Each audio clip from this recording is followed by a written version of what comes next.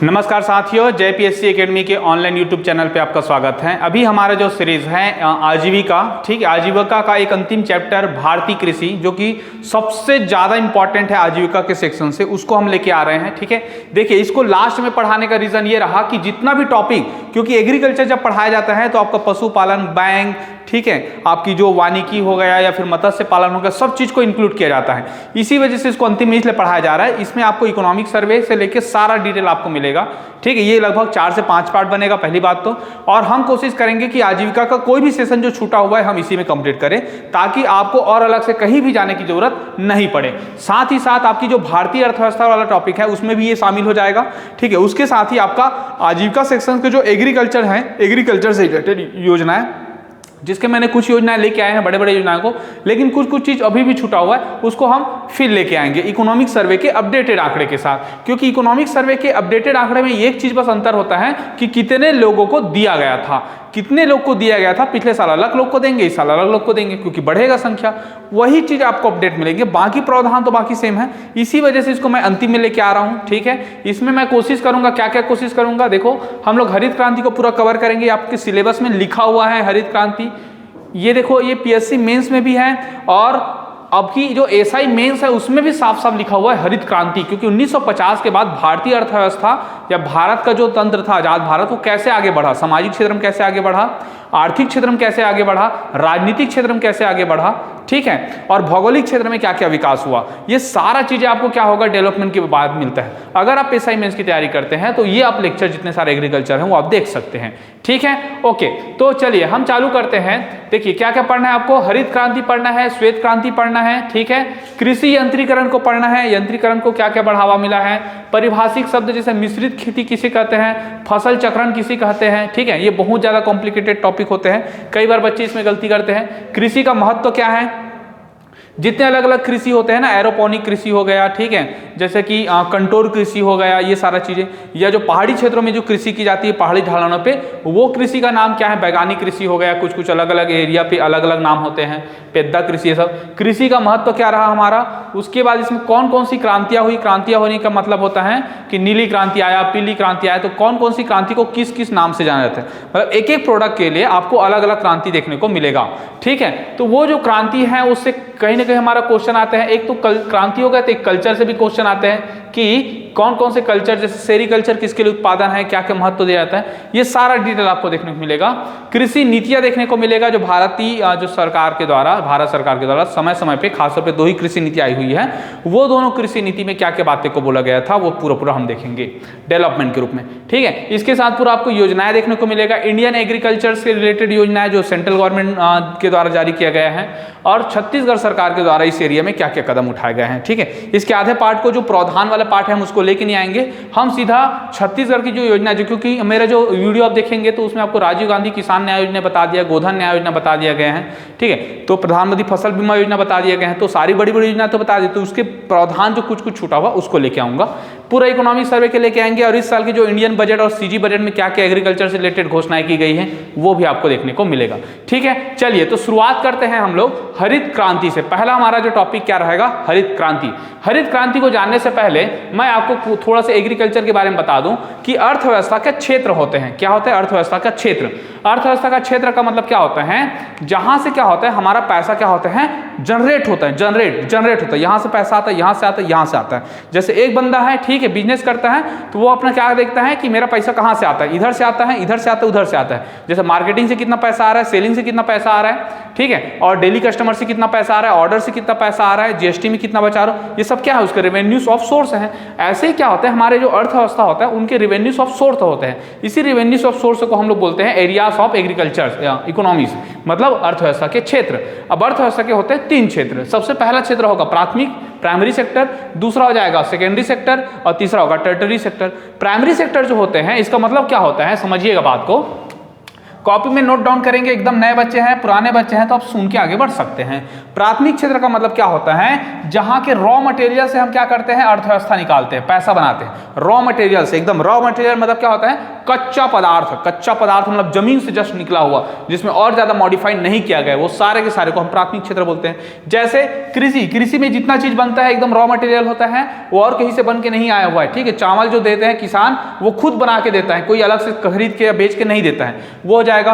पशुपालन हो जाए, जैसे दूध निकाल रहा है तो दूध को कोई कंपनी से खरीद के नहीं बेच रहा है, वो सीधा पशुओं के निकाल से बेच रहा है, ठीक है। या जैसे कि इसमें अंडा उत्पादन हो गया, मछली उत्पादन हो गया, या वानिकी कार्य हो गए, जितने सारी चीज है, ये सब के सब क्या है, प्राथमिक क्षेत्र है, ठीक है। लेकिन ये सबको अगर हम लोग जब इकोनॉमी में पढ़ेंगे तो आपको ध्यान से सुनिएगा, मैं आपको बता रहा हूं, बहुत सारे बच्चे अभी भी नहीं समझ पाते हैं। देखो, एक प्राइमरी सेक्टर होता है, एक सेकेंडरी होता है, एक टर्टरी होता है। जब इसमें लेके आएंगे तो कृषि प्लस या फसल प्लस आपको लेना है खनन। क्या लेना है? खनन, ठीक है। सेकेंडरी सेक्टर बोलेंगे तो आपको लेना है उद्योग क्षेत्र को लेना है, पूरा उद्योग क्षेत्र को, और टर्टरी क्षेत्र हो जाएगा तो इसमें सेवा सेक्टर को लेना है, सर्विस सेक्टर को। बच्चे क्या गलती करते हैं, प्राइमरी सेक्टर में केवल कृषि वस्तु समझते, खनन को नहीं समझते हैं, ठीक है। तो देखो, ऐसे सेक्टर वाइज पूछेगा तो ऐसे लेना है, लेकिन कई जगह पूछता है, क्या पूछता है, कृषि पूछता है, उद्योग पूछता है, और क्या पूछता है, सेवा पूछता है, ठीक है। कृषि उद्योग सेवा बोलते हैं, तो यहाँ पे आपको खनन को क्या करना है, सेकेंड में डालना है, ठीक है। इसमें पहला में है, इसमें सेकंड, बस यही बात ध्यान देना और ज्यादा कुछ नहीं। कृषि उद्योग सेवा, बस कृषि के साथ खनन को प्राइमरी बोलेंगे, और ओनली कृषि बोलेंगे, कृषि क्षेत्र, उद्योग क्षेत्र और सेवा क्षेत्र बोलेंगे, ठीक है। तो द्वितीय क्षेत्र में सारे उद्योग आएंगे, लेकिन उद्योग क्षेत्र में खनन भी आता है, इसमें खनन नहीं आता है, याद रखना, ठीक है। देखिए, फसल में देखते हैं तो कृषि, वानिकी, पशुपालन, मछली पालन, सब में खनन को जोड़ दो तो प्राइमरी क्षेत्र कहलाएगा, ठीक है। द्वितीय क्षेत्र में क्या कहलाएगा, निर्माण, विनिर्माण, विद्युत अधोसंरचना। निर्माण मतलब क्या होता है, जैसे प्राइमरी सेक्टर से कुछ चीज बना हुआ उसे निर्माण बोलते हैं। जैसे कि हम बोलते हैं, जैसे खनन क्षेत्र को हमने प्राइमरी बोला, ओके, लौह अयस्क का निकला, लौह अयस्क को बीएसपी में क्या बना दिया, लोहा, तो लोहा क्या हो जाएगा, निर्माण क्षेत्र हो जाएगा। लेकिन इसी लोहा को हमने क्या किया, रियल एस्टेट में उपयोग कर दिया, और उसे क्या बना रहे हैं, छड़ियां बना रहे हैं, बिल्डिंग बना रहे हैं, तो रियल एस्टेट सेक्टर क्या कहलाएगा, विनिर्माण सेक्टर कहलाएगा, क्योंकि निर्माण से बना हुआ है वो होगा विनिर्माण, ठीक है। और विद्युत और अधोसंरचना, ये भी एक सेक्टर होगा, तो 3 सेक्टर हो जाएगा अगर हम लोग बात करेंगे द्वितीय क्षेत्र में तो, ओके। लेकिन हम बात करेंगे उद्योग क्षेत्र में तो 4 सेक्टर हो जाएगा, क्योंकि खनन भी जुड़ जाता है, ठीक। और बाकी तृतीय क्षेत्र में, बाकी इन दोनों के छोड़, प्राइमरी द्वितीय के छोड़ बाकी हर चीज सेवा है। सेवा क्या है तो बताया था एक लेक्चर में मैंने, जो वस्तु नहीं है वो सेवा है, ठीक है, ओके। तो ये सारा चीज होता है, जैसे कि आपके कुछ एग्जांपल बता दूं, सॉफ्टवेयर क्या होता है, सॉफ्टवेयर हो गया, होटल मैनेजमेंट हो गया, हॉस्पिटलिटी भी बोलते हैं, ठीक है, चिकित्सा सेवा हो गया, कोचिंग सर्विस हो गया, ठीक है, ये सारा क्या कहलाता है, आपका सेवा सेक्टर कहलाता है, ठीक है। तो ये हो गया क्या, हमारा एग्रीकल्चर का उपस्थिति कहाँ पे पढ़ा जाता है। अब हमारा जो टॉपिक होता है हरित क्रांति। हरित क्रांति को पढ़ने से पहले मैं आपकी पृष्ठभूमि लेके चलता हूँ कि जब आजाद भारत हुआ, आजाद भारत में क्या हुआ, कुछ थ्योरी वाला पार्ट है, आपको सुनना चाहिए, इंटरेस्टिंग है। देखिए, जब भारत क्या था कि जब अंग्रेज को आने के पहले सोने की चिड़िया खाते थे। क्यों सोने की चिड़िया खाते थे? क्योंकि यहाँ का जो कपास था या यहाँ पे जो गेहूं का उत्पादन होता था अपने देश के लिए परिपूर्ण था, साथ ही साथ विदेशों में भी निर्यात किया जाता था, ठीक है। पाकिस्तान भारत एक ही था, पूरा गंगा सतलज का मैदान में बहुत ज्यादा गेहूं उत्पादन होता था, कपास उत्पादन होता था, और यहाँ पे बहुत ज्यादा सूती वस्त्र, बहुत डेवलपमेंट था, पहले से सिंधु घाटी सभ्यता से पढ़ते आ रहे हैं। अब अंग्रेज लोग आए, अंग्रेज लोग ने क्या किया, सबसे पहले तो एग्रीकल्चर पे वार किया। कैसे एग्रीकल्चर पे वार किया कि वहां पे बहुत सारे खेती पे नील की खेती करने के लिए प्रोत्साहित किया कि आप नील की खेती करो। पर्टिकुलर सेक्टर में नील की खेती करने से क्या हुआ, जमीन अनुर्वर हो गया, ठीक है, और फसल उत्पादन जो खाद्यान्न था वो भी कम होते गए, तो भूखमरी आना चालू हो गया, ठीक है। दूसरे तरफ क्या कर रहा है, कपास वाले जो सेक्शंस है उसमें कपास जो निकल रहे हैं उसको क्या कर रहे हैं कि उनको लोकल जो हमारे हस्तशिल्प उद्योग वाले थे उनको नहीं दिया गया, उनको सारे को क्या कर दिया गया, अपना विदेश में भेज दिया गया, निर्यात कर दिया गया, और वहां के जो कपड़े थे यहाँ पे आ रहा था, तो यहाँ के हस्तशिल्प खत्म हो गया। हस्तशिल्प खत्म हुआ तो क्या हुआ, वो लोग खेती किसानी करने चले गए, तो कृषि का भार क्या हुआ, और बढ़ते गया। कृषि का भार बढ़ते गया तो किसानों में क्या हुआ, जमीन का बंटवारा धीरे धीरे और बढ़ते गए, छोटे छोटे जमीन मिलते गए, बहुत ज्यादा भूखमरी आती गई, ठीक है। अब भारत जब आजाद हुआ देख के, ठीक है, 1945 के आसपास, तो एग्रीकल्चर की जो व्यवस्था थी, एग्रीकल्चर की जो हालत थी बहुत ही खराब थी, ठीक है, बहुत खराब हालत था। हमारे यहाँ हमारे देश के लोग उस समय तो 35 करोड़ या 36 करोड़ थे, अभी तो कम से कम हम बात करें लगभग 1.35 बोल रहे हैं, ठीक है, मोटा मोटा 1.40 तक मान के चलो, उतने तक में हम सरप्लस उत्पादन करके हम विदेशों में गेहूं निर्यात कर सकते, चावल निर्यात कर सकते। लेकिन उस समय ऐसा नहीं था, हम अपने देश के नागरिकों का पेट नहीं भर सकते थे, क्योंकि एग्रीकल्चर क्या था, बहुत पिछड़ा था, ठीक है। एग्रीकल्चर मिश्रा इसका प्रत्यक्ष एग्जाम्पल आपको PL 480 केस में दिखता है। PL 480 क्या है? एक गेहूं की प्रजाति का नाम है, ठीक है। जब भारत में क्या हुआ कि 1952 से लेकर 62 तक के पंडित नेहरू जी प्रधानमंत्री थे, और जब पंडित नेहरू जी के बाद जो बने थे उसका नाम था लाल बहादुर शास्त्री जी, हमारे दूसरे प्रधानमंत्री अगर व्यक्ति वाइज चाहिए तो लाल बहादुर शास्त्री के काल में क्या हुआ कि भारत में बहुत ज्यादा दिक्कतें होना चालू हुआ। देखिए 1966 की कहानी है, क्या क्या हो रहा है 1966 में। देखिए 1965 में पाकिस्तान ने आक्रमण कर दिया, ठीक है। पाकिस्तान क्या हुआ? आक्रमण कर दिया, पहला केस। ओके 1965 में चाइना ने आक्रमण किया हुआ है, तो हमारा बहुत ज्यादा पैसा किस में लग रहा है? सैन्य सेक्टर में लग रहा है, ठीक है। तो और तीसरा क्या हो रहा है कि 1965 में ये अकाल भी पड़ गया था, बहुत सूखा पड़ा था, ठीक है। तो ऐसे टाइप के भारतीय अर्थव्यवस्था को ऐसा चोट पड़ा कि हमारे देश में भूखमरी की हालत बनती गई, ठीक है। तब उस समय में एक मोटिवेशन के रूप में लाल बहादुर शास्त्री जी ने क्या किया कि PL 480 को गेहूं को आयात कराया, अमेरिका से करवाया था, ठीक है। ये जो प्रजाति था ये खासतौर पे निम्न कोटि के गेहूं का प्रजाति था। निम्न कोटि का इसलिए कहा जा रहा है क्योंकि ये जो गेहूं था उसको माना जाता है कि वहां के जो सुअर हैं, खासतौर पे भी जस्ट हमारा लेटेस्ट लेक्चर आया जिसमें मैंने बताया था कि अमेरिका जैसे देशों में क्या किया जाता है कि वहां पे आपका खाद्यान्न के लिए कुछ उपयोग, जो चारा होता है उसके लिए खाद्यान्न का उपयोग किया जाता है। तो वैसे ही जो PL 480 था, इस गेहूं का उपयोग सुअर के खाने के लिए उपयोग करते थे, निम्न कोटि का गेहूं था, ठीक है। तो ये जो गेहूं जब भारतीय समुद्री तट पे आया मुंबई के आसपास में, जब लाल बहादुर जी को पता चला तो उन्होंने बोला कि ये गेहूं हम लोग नहीं लेंगे, ठीक है। जो पशुओं के लिए जो खिलाया जा रहा है वो हमें दिया जा रहा है, तो हमारे देश के लोगों को अपमान किया जा रहा है करके। फिर वहां से क्या हुआ, वो मोटिवेट हुए और उन्हें पूरे देश को संबोधन करके एक नारा दिया जो बहुत ही प्रसिद्ध है, कई बार क्वेश्चन भी आ चुका है, जय जवान जय किसान, ठीक है। ये जो जय जवान जय किसान का मतलब ये था कि हमारे देश में दो लोगों को हमेशा क्या करना है, आपको डेडिकेट करना है, आपको हमेशा उनको लेके चलना है, वो है जय जवान और जय किसान। किसानों को भी कहीं ना कहीं वो जवान से कम नहीं है। सोचिए भारतीय कृषि में किसानों की जो महत्व का सबसे बड़ा एग्जाम्पल आपको यही देखने को मिला कि उन्होंने जय जवान जय किसान कहा कि हमारा जो किसान है वो कोई जवान में लड़ रहे सीमा में उससे कम नहीं है, ठीक है। इस प्रकार क्या हुआ, यहां से एक नई रिवॉल्यूशन की शुरुआत हुआ। देश को बोला गया कि हम एक दिन उपास रह के रह लेंगे लेकिन हमारी एग्रीकल्चर को आगे लेके चलेंगे। और फिर वहां से एक नया टर्म्स आया, हरित क्रांति। हालांकि हरित क्रांति का जो टर्म्स था वो विदेशों में चालू हो चुका था, भारत में चालू होने में सबसे बड़ा मोटिवेशन काम कौन किया? लाल बहादुर शास्त्री जी ने, ठीक है। ओके, तो ये हो गया हमारा हरित क्रांति भारत में आने का तरीका। इसमें और कौन कौन सी योजनाएं जब आया था, ठीक है। हाई यील्ड वाला जो प्रोसेस है, ठीक है, ये सारा चीजें मैं बताऊंगा।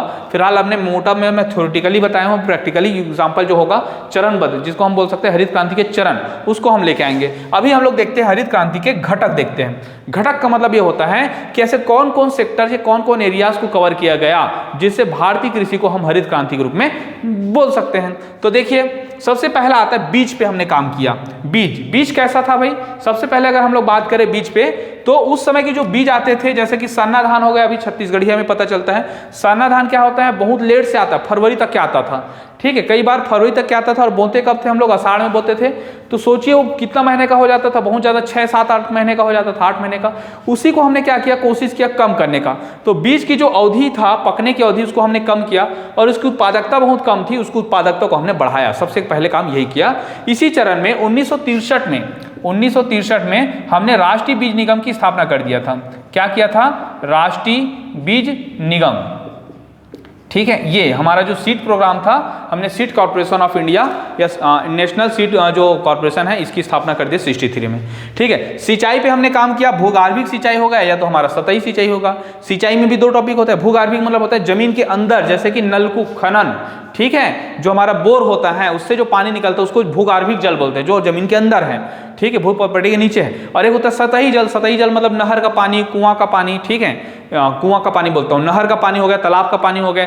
ये पानी क्या होता है, वर्षा के जल के साथ निकल जाता था, तो उसको हमने कंट्रोल करना चालू किया और भारत में सिंचाई की जो प्रतिशत था वो धीरे धीरे बढ़ाना चालू किया, ठीक है। खासतौर पे नॉर्थ इंडिया में बहुत अच्छा चला। उर्वरक पे हमने काम किया। पहले हमारा क्या होता था कि केवल गोबर खाद उपयोग होता था, वो भी बहुत कम मात्रा मिल पाता था, सही ढंग से इंप्लीमेंट नहीं हो पाता था, तो उसको हमने रासायनिक उर्वरक में कन्वर्ट करना चालू किया, ठीक है। चौथा, तकनीकी कृषि केंद्र चालू किया, टेक्नोलॉजी का उपयोग किया। सोचिए 1950 में भारत में एक भी ट्रैक्टर नहीं था, मजे की बात, एक भी ट्रैक्टर नहीं था।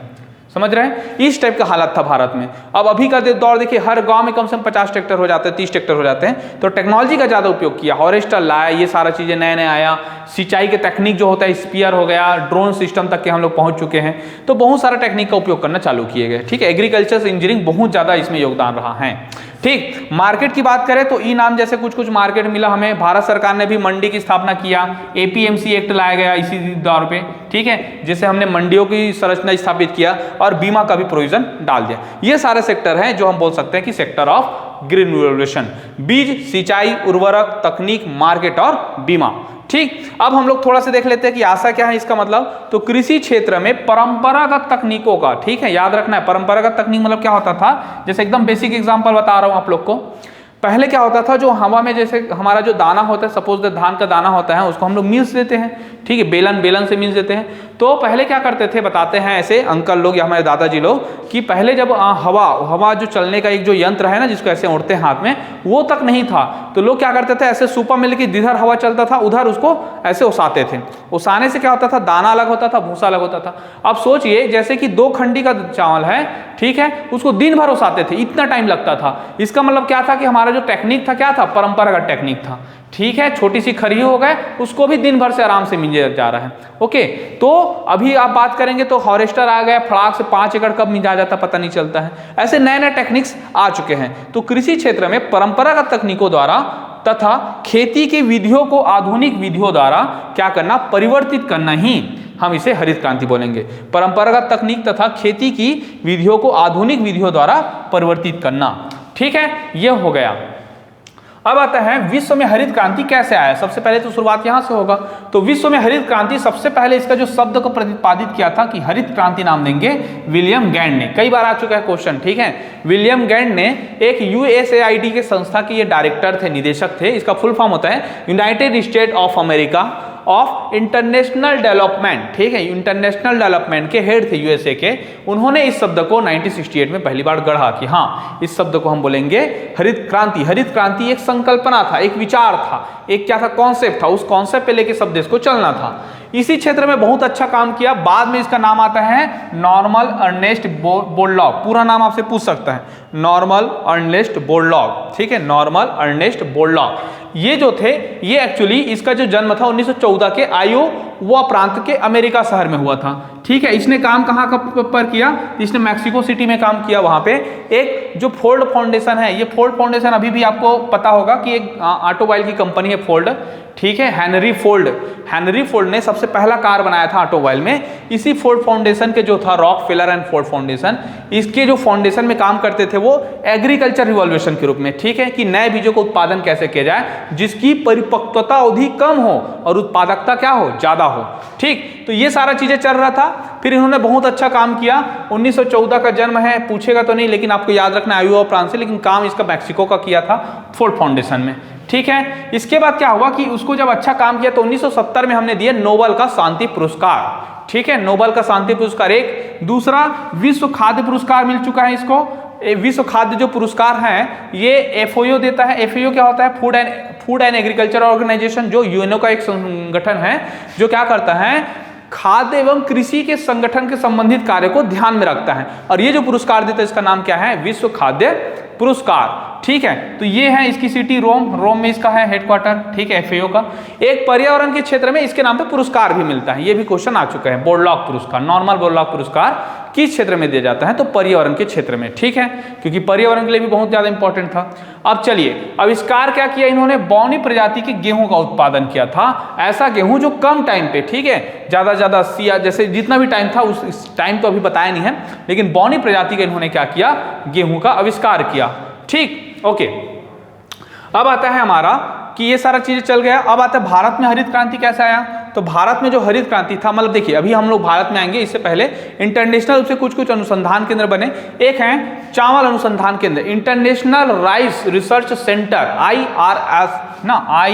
IRRC, international rice research centre. चावल अनुसंधान केंद्र कहाँ पर है, फिलीपींस मनीला पे है। इसी के साथ ही आपको ये भी याद रखना है कि भारत में चावल का कहाँ है, तो भारत में कटक का है, कटक बोलने से उड़ीसा, ठीक है। और छत्तीसगढ़ में कहाँ है, तो चंदखुरी में है, चंदखुरी में है। तीनों को आपको एक साथ याद रखना है, ठीक है। मनीला, कटक और चंदखुरी। मनीला बोलने से इंटरनेशनल, कटक बोलने से नेशनल और चंदखुरी बोलने से स्टेट वाइज पे। दूसरा, गेहूं और मक्का अनुसंधान केंद्र कहाँ पर बना? मैक्सिको में बना गया। कृषि विपणन संस्थान कहाँ पे बना हुआ है? जयपुर में बना है। और कृषि विश्वविद्यालय बना हुआ है गोविंद वल्लभ पंत कृषि एवं टेक्नोलॉजी विश्वविद्यालय, ठीक है, ये कहाँ पर है? लखनऊ पे है। ओके, कृषि विश्वविद्यालय, ठीक है, ये हो गया हमारा पर्टिकुलर ये अनुसंधान केंद्र। अभी और पढ़ेंगे इसके क्षेत्र में। भारत में हरित क्रांति की बात करें तो हरित क्रांति में खास तौर पे राष्ट्रपति उस समय कौन थे? डॉक्टर सर्वपल्ली राधाकृष्णन, ठीक है, ये भारत के दूसरे राष्ट्रपति रहे हैं व्यक्ति वाइज, लेकिन कार्यकाल वाइज बोलेंगे तीसरे राष्ट्रपति हैं। क्यों? क्योंकि 1952 से लेके 62 तक के डॉक्टर राजेंद्र प्रसाद जी हमारे राष्ट्रपति रहे हैं। तो 1962 से लेके 1967 तक के कौन थे? डॉक्टर सर्वपल्ली राधाकृष्णन, जिसे हम टीचर डे के रूप में बनाते हैं 5 दिवस को, शिक्षक दिवस, ठीक है। ये बहुत बड़े दार्शनिक भी रहे हैं। ओके, इसी के समय इंदिरा गांधी जी क्या पीएम बन चुकी थी 64 के बाद से, तो इसी के समय हुआ था। और खाद्य मंत्री कौन थे? एस सुब्रमण्यम स्वामी, ठीक है। तो ये 4 लोगों का नाम याद रखें। खाद्य मंत्री थे सुब्रमण्यम जी, प्रधानमंत्री इंदिरा गांधी, राष्ट्रपति थे डॉक्टर सर्वपल्ली राधाकृष्णन। और उस समय हमारे जो मेन वैज्ञानिक था, जिसका नाम हम लोग कल और पढ़ेंगे, अभी हम लोग बताते हैं वैज्ञानिक, कृषि वैज्ञानिक कौन थे उस समय? तो इसका नाम क्या था? एम.एस. स्वामीनाथन। एम.एस. स्वामीनाथन, इसका नाम मैं शुरुआत कर दे रहा हूँ, नेक्स्ट वीडियो में आपको देखने को मिलेगा एम.एस. स्वामीनाथन का, ठीक है। तो ये हुआ हमारा इंट्रोड्यूस क्लास आपका किसका? हरित क्रांति का। आगे के पार्ट में हम सारा चीजें लेके आएंगे। आप प्रॉपर कॉपी बनाई जाती है और जितना पुराने बनाए हैं उसको बार बार पढ़ते जाइए, ठीक है। ओके, साथ ही साथ हिंदी, छत्तीसगढ़ी और पंचायत की भी तैयारी चालू कीजिए। कुछ दिन बाद हम एक पंचायत की भी सीरीज लेके आएंगे।